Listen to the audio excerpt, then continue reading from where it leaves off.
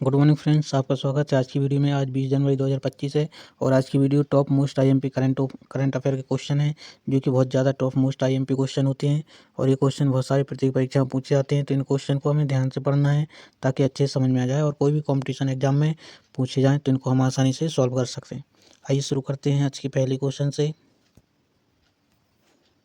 आज का पहला क्वेश्चन है, उड़ीसा और किसने भुवनेश्वर में एक फिनटेक हब स्थापित करने के लिए एक समझौता ज्ञापन पर हस्ताक्षर किए हैं।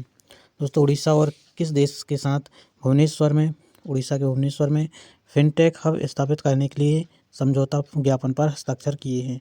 तो इसका सही ऑप्शन है option number B, Singapore. Singapore ने उड़ीसा में भुवनेश्वर में एक फिनटेक हब स्थापित करने के लिए सिंगापुर के हस्ताक्षर किए गए हैं, जो कि ऑप्शन नंबर बी सिंगापुर सही है। सिंगापुर और उड़ीसा में ही इनकी समझौता हुआ है और उस पर हस्ताक्षर किए हुए हैं, जो कि ऑप्शन नंबर बी बिल्कुल सही है। अगला प्रश्न है क्वेश्चन नंबर बी 2 है, महाकुंभ में एक थाली एक बैग अभियान किसने चलाया?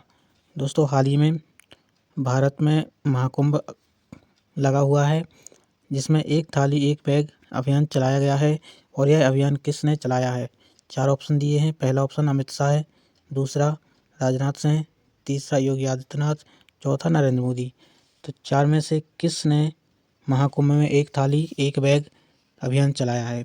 इसका सही उत्तर है option number C, Yogi Adityanath. Yogi Adityanath जो कि उत्तर प्रदेश के मुख्यमंत्री हैं, इन्होंने ही एक थाली एक बैग अभियान चलाया है और यह पर्यावरण को सुरक्षित रखने के लिए उद्देश्य से ये अभियान चलाया गया है, जो कि ऑप्शन नंबर सी बिल्कुल सही है, योगी आदित्यनाथ ने। अगला प्रश्न है, कल्याणकारी उपायों के कारण कोविड महामारी के दौरान राज्यों के राजस्व व्यय में कितने प्रतिशत या कितने की वृद्धि हुई है? कल्याणकारी उपायों के कारण कोविड-19 महामारी के समय राज्यों में राजस्व व्यय में कितने प्रतिशत की वृद्धि हुई है? कल्याणकारी उपायों के कारण 14% राजस्व व्यय में बढ़ोतरी हुई थी, जो कि ऑप्शन नंबर सी 14% सही है। अगला प्रश्न है, QS world future skills index के तहत फ्यूचर ऑफ वर्क्स कैटेगरी में भारत की रैंक क्या है? दोस्तों, QS वर्ल्ड फ्यूचर स्किल्स के तहत फ्यूचर ऑफ वर्क्स एक कैटेगरी है, श्रेणी है। इसी प्रकार फ्यूचर ऑफ वर्क्स की तरह बहुत सारी श्रेणियां होती हैं, जिसमें फ्यूचर ऑफ वर्क कैटेगरी में भारत की रैंक क्या है? तो ये फ्यूचर ऑफ वर्क्स जो रैंक होती है, कैटेगरी है, इसमें इस कैटेगरी में कौन सी रैंक लगी है भारत को? तो पहला ऑप्शन है, ऑप्शन नंबर ए है पहला, ऑप्शन बी है दूसरा, ऑप्शन सी है तीसरा, ऑप्शन डी है चौथा। तो इन 4 ऑप्शन में से फ्यूचर ऑफ वर्क्स कैटेगरी में भारत की रैंक लगी है, जो कि ऑप्शन नंबर बी बिल्कुल सही है। दूसरा, भारत की दूसरी रैंक लगी है फ्यूचर ऑफ वर्क्स कैटेगरी के अंदर। अगला प्रश्न है, दोस्तों वीडियो में आगे बढ़ने से पहले वीडियो को लाइक ज़रूर कर दें, क्योंकि ये टॉप मोस्ट आईएमपी क्वेश्चन है और ये डेली करंट अफेयर के क्वेश्चन बहुत सारी प्रतियोगी परीक्षाओं में पूछे जाते हैं, जो कि हम आपके लिए डेली लेकर आते हैं। ये क्वेश्चन बहुत सारे मोस्ट आईएमपी क्वेश्चन है, इसलिए इन वीडियो को लाइक ज़रूर कर दें और अपने फ्रेंड को शेयर ज़रूर करें, ताकि वह भी इस वीडियो में जो भी करंट अफेयर क्वेश्चन है, मोस्ट आईएमपी क्वेश्चन है, इनको समझ सकें और कोई भी कॉम्पिटिशन के एग्ज़ाम में इनको तैयार करके परीक्षा में निकाल सकें।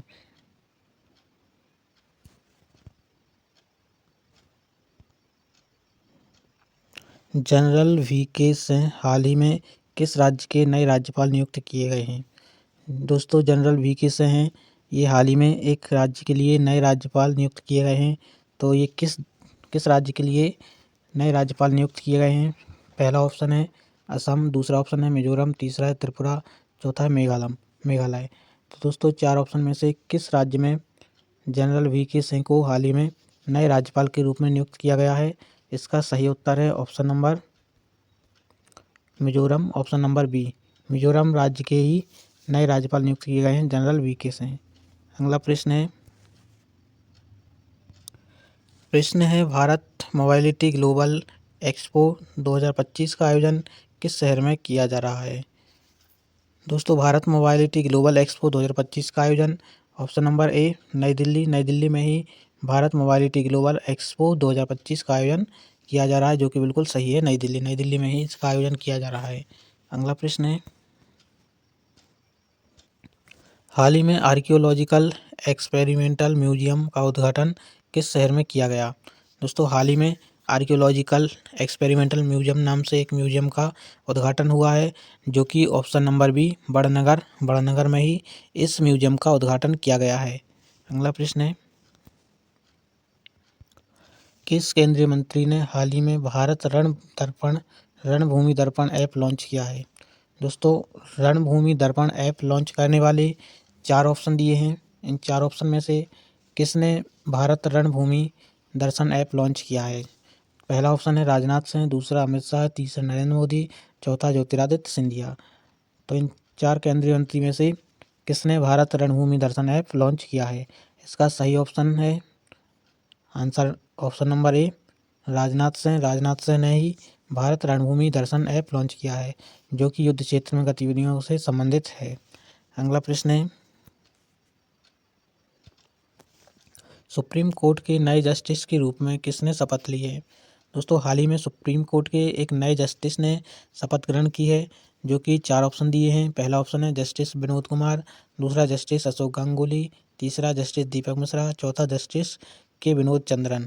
तो इन 4 ऑप्शन में से हाल ही में किसने नए जस्टिस के रूप में शपथ ग्रहण की है? तो इसका सही उत्तर है ऑप्शन नंबर डी, जस्टिस के विनोद चंद्रन। इन्होंने ही हाल ही में नए जस्टिस के रूप में शपथ ग्रहण की है, जो कि ऑप्शन नंबर डी बिल्कुल सही है। अगला प्रश्न है, भारत ने ब्रह्मोस सुपरसोनिक क्रूज मिसाइलों के निर्यात के लिए किस देश के साथ डील की है? दोस्तों, Bharat BrahMos supersonic cruise missile का निर्यात कर रहा है, और यह किस देश के साथ निर्यात की डील की है? तो इसमें 4 ऑप्शन दिए हैं। पहला वियतनाम, दूसरा श्रीलंका, तीसरा इंडोनेशिया, चौथा मलेशिया। तो इन 4 ऑप्शन में से किस देश के साथ Bharat BrahMos supersonic cruise missile, जो कि एक खतरनाक हथियार है, इसकी डील कर रहा है निर्यात के लिए?